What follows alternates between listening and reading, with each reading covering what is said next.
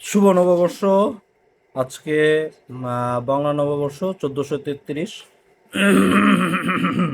আর এই নববর্ষে আজকে আমার কাছে নাই পান্তা ভাত, নাই ইলিশ মাছ, কিচ্ছু নাই। সো নববর্ষটা শুরু করব রুটি দিয়া। এখন কথা হচ্ছে গিয়ে, কালকে গেছিলাম দেখতে ইলিশ মাছ কি অবস্থা। আর ইলিশ মাছ দেখতে গিয়ে পুঁটি মাছ সাইজের যে ইলিশ মাছগুলো, ওগুলার যে দাম! এখন এটা ইলিশ মাছই নাকি পুঁটি মাছ বুঝলাম না। তারপরে চলে আসছে, ভাবলাম যে বাবা যাই হোক, পুঁটি মাছ দিয়া পান্তা ভাত খাওয়ার কোনো দরকার নাই।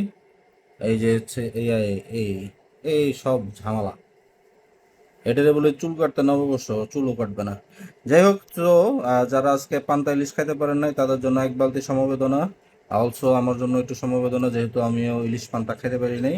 এই যে ও রুটি খাইতেছে, আর আমিও আজকে রুটি খেয়ে আমরা শুভ নববর্ষ পালন করব। So tata.